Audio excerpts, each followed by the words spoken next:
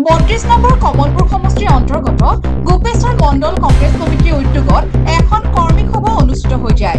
আগন্তুক নিৰ্বাচনক কেন্দ্ৰ কৰি এই সভা অনুষ্ঠিত হয়।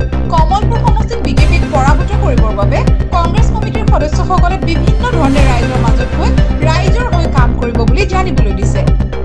আজি আমি ইয়াতে দুৰাকহৰা ৰাজহুৱা পুখুৰী পাৰত আমি গোপেশ্বৰ মণ্ডল কংগ্ৰেছৰ কাৰ্যনিৰ্বাহক সভা অনুষ্ঠিত কৰিলোঁ।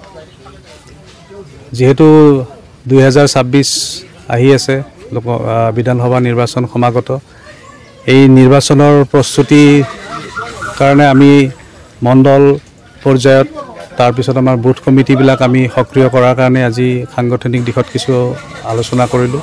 লগতে আমাৰ বিজেপি দলৰ যি ইলেকশ্যন কমিশ্যনৰ লগত যিটো নেক্সাছ, যোৱাকালি আমাৰ লোকসভাৰ বিৰোধী দলৰ দলপতি ৰাহুল গান্ধী ডাঙৰীয়াই যিটো ভিডিঅ' জাৰি কৰিছিলে, সেই ভিডিঅ'ৰ জৰিয়তে তেখেতে যি ভোট চুৰিৰ যে তেওঁ তথ্য প্ৰকাশ কৰিছে, সেইটোৰ বিষয়ে মই আজি আমাৰ কৰ্মীসকলক অৱগত কৰিছোঁ। গতিকে এইটো যাতে আমাৰ মহাৰাষ্ট্ৰ বিহাৰৰ লেখীয়া আমাৰ ইয়াত হ'ব নোৱাৰে, তাৰ কাৰণে আমাৰ কৰ্মীসকল সজাগ থাকিব। তেওঁলোকক আমি যেনেকৈ তেওঁলোকক সহায় সহযোগ কৰিব লাগে আমি কৰিম। আৰু অসমত আমি তেওঁলোকৰ এই যিটো স্বেচ্ছাচাৰিতা আমি ৰোধ কৰিবৰ কাৰণে আজি আমি সংকল্প লৈছোঁ। আৰু অনাগত দিনত যাতে অন্য ৰাজ্যৰ নিচিনা আমাৰ অসমত তেওঁলোকে ইলেকশ্যন কমিশ্যনৰ লগত যিটো নেক্সাছ তেওঁলোকে কৰি আছে ভোট চুৰি কৰাৰ কাৰ্য, সেইটোক আমি ৰোধ কৰিম। আৰু যুঁজ এখন হ'ব আৰু এই যুঁজত আমি জিকিম।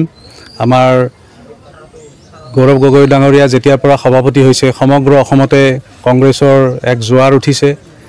সেই জোৱাৰ আহি আমাৰ ইয়াতে কমলপুৰ সমষ্টিটো এই জোৱাৰে খুন্দা মাৰিছে। গতিকে আজি এই সভাৰ পৰা আমি অংগীকাৰ লৈছোঁ যে অহা 2021 চনৰ 26 চনৰ বিধানসভা নিৰ্বাচনত আমি কমলপুৰ সমষ্টিৰ পৰা আমাৰ যিগৰাকী দলীয় প্ৰাৰ্থী আছে তেওঁক আমি জয়যুক্ত কৰিম। মই আপোনালোকক ধন্যবাদ জ্ঞাপন কৰিছোঁ। আজি যিটো উদ্দেশ্যত আহিছে আপোনালোকে এই উদ্দেশ্যটোৰ পৰা আপোনালোকে জানেয়ে।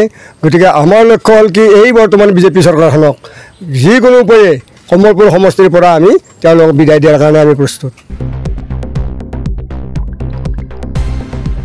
সভাৰ পিছত প্ৰীতি ভোজৰো আয়োজন কৰে কমলপুৰ সমষ্টিৰ কংগ্ৰেছ সদস্যসকলে। Bureau report, Baihata live.